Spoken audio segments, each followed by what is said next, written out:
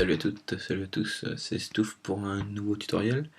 Alors aujourd'hui je vais vous montrer comment faire pour créer un site web en local bien sûr sur WordPress. Donc si vous êtes sur Mac ou Windows, donc on va commencer sur Mac. Sur le Mac vous allez sur Google Chrome et vous marquez MAMP. Hop, vous allez sur le site, Download, et vous téléchargez MAMP et MAMP Pro 3.0.3. Moi je l'ai déjà téléchargé comme vous pouvez le voir ici. Donc voilà, donc là on va installer MAMP Pro. Hop. Continue, on accepte. Oui. Hop, on met le mot de passe. Donc là, ça installe le logiciel.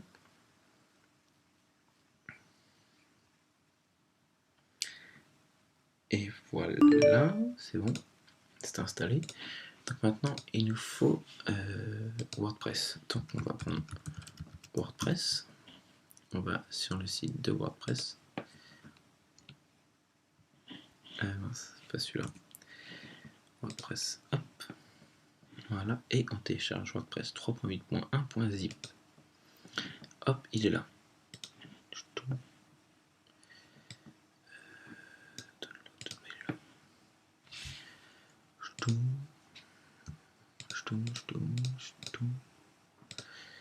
Hop, donc là on a MAMP et MAMP Pro, donc vu que MAMP s'est installé, on peut les supprimer. Voilà, et là on va décompresser WordPress. C'est bientôt fini. Voilà. Hop.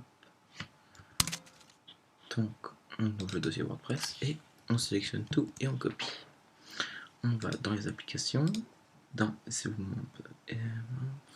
MAMP, voilà, et là vous allez dans htdocs et vous collez tout le dossier de de WordPress. Donc voilà, on a fait notre travail. Donc là, on va prendre MAMP ici. Hop, on lance MAMP et là on démarre les serveurs. Donc le serveur Apache est démarré et nous voilà arrivés sur notre site quasiment. Comme vous pouvez voir en haut à droite ici, en haut à gauche pardon, c'est marqué localhost. En fait, local ça veut dire que c'est sur notre ordinateur et host c'est l'hébergement. En fait, c'est hébergé sur notre ordinateur. Donc pour pouvoir faire le site, il nous faut une base de données. On va aller sur PHP MediaAdmin et on va créer une base de données.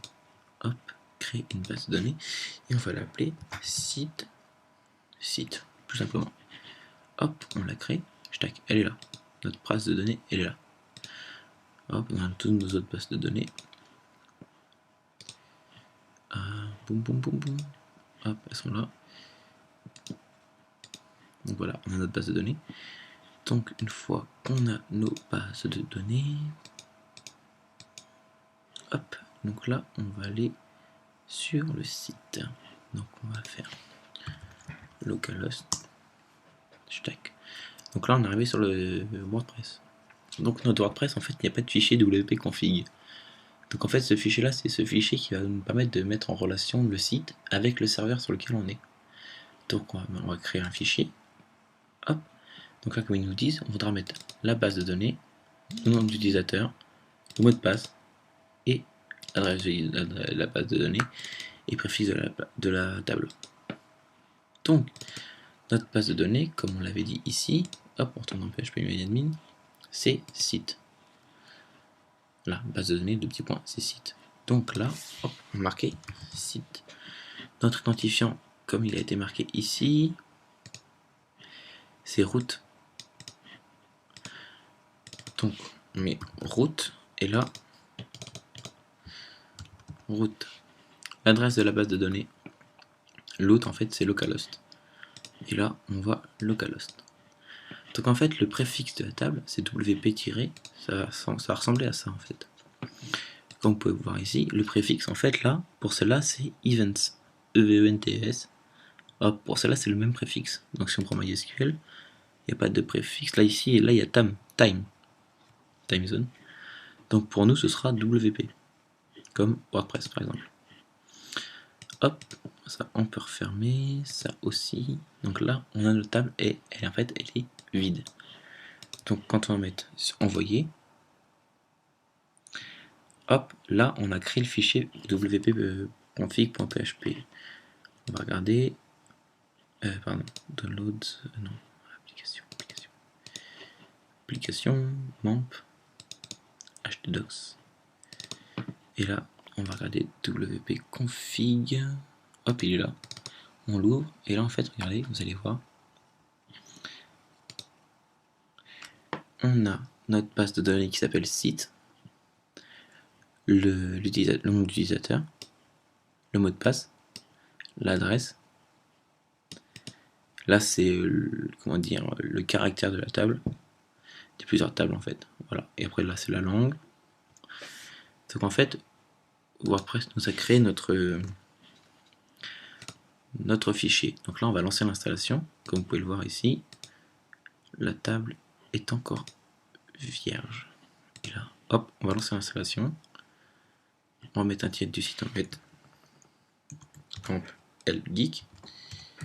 Hop, un identifiant admin, un mot de passe admin, un mot de passe admin. Adresse de messagerie, bon, on met une adresse, hein, je vais pas. Allez, de toute façon, on va pas être vérifié. Arrobase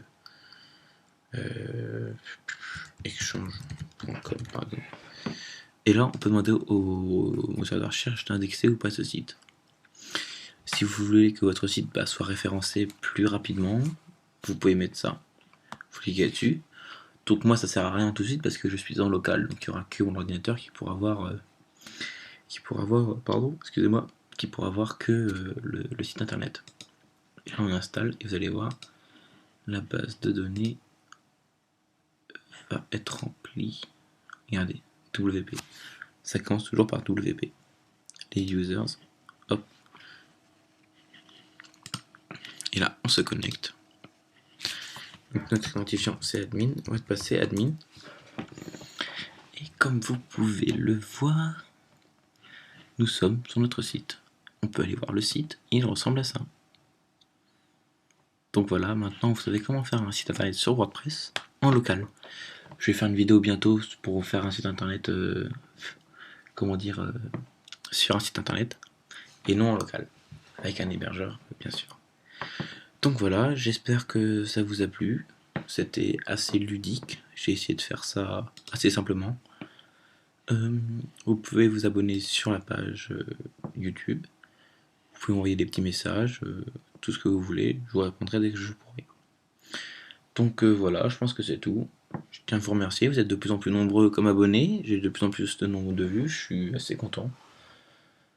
Voilà, si vous avez besoin de tutoriels sur quelque chose, envoyez-moi un petit message. J'essaierai de faire un tutoriel dessus. Et puis voilà.